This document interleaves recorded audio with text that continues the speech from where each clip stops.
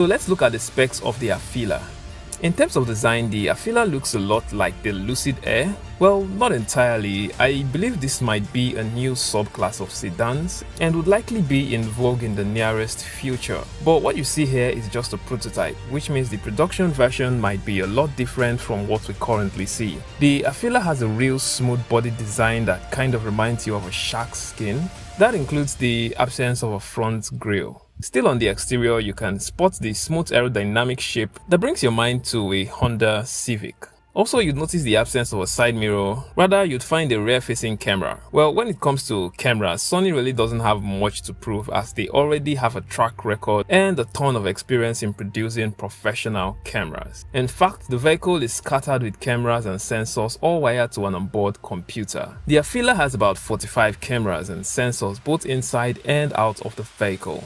In terms of power and speed, the AFEELA has 544 horsepower motor, about 400 kilowatts, and can attain a maximum speed of 180 kilometers per hour. It also features an all-wheel drive dual motor drivetrain. The motor type is permanent magnet synchronous motor, so expect features like regenerative braking. The AFEELA features autonomous driving by Sony. Remember, Sony has been designing automobile electronics for brands like Ford, so expect some level of perfection and experience. The vehicle will also provide level 2 and 3 driver assistance technology, where level 3 would actually let you take your hands off the steering wheel. It's also equipped with safety features such as standard automated emergency braking, lane departure warning and lane keeping assist, standard adaptive cruise control, and stuff like that.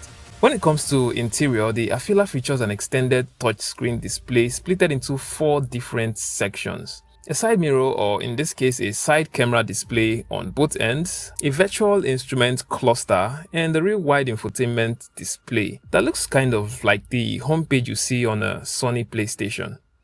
The vehicle's UX can be customized just like changing a theme or template, and this can be done from your smartphone using a simple app. The headlights and taillights are blended with a display screen, which we suspect is QD OLED because LCD might not really work in this case, especially when driving in bright daylight. The lights extend from side to side, so the theme can extend to the exterior of the vehicle. You can even decide to share whatever you're listening to or watching with other drivers. Still on the interior, you'd find a real simple buttonless dashboard. And we suspect there are hidden air vents like what you'd find in a Tesla. AFEELA also features, you won't believe this, a PlayStation game console by Sony. In fact, this device is entertainment on wheels. The vehicle would also feature Qualcomm's latest Snapdragon digital chassis chipset to handle all signal processing.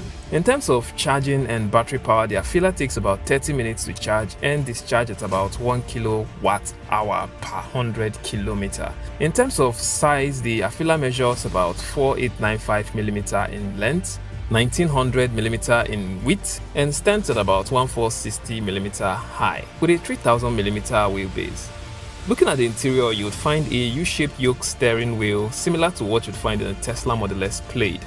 Orders for the AFEELA would begin in 2025 with North American delivery set to arrive in the spring of 2026.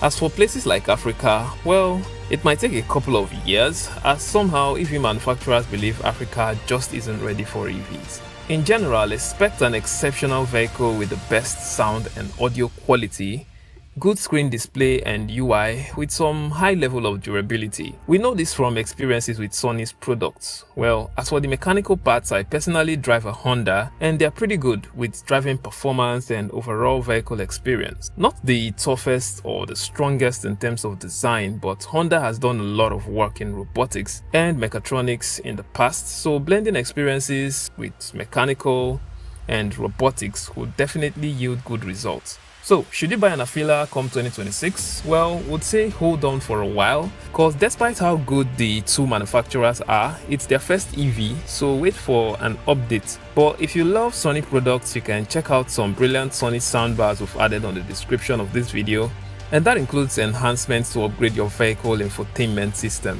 Also remember to subscribe for product reviews and buying advice that help you avoid expensive mistakes. It's Hardware House, I'm Justin, bye bye.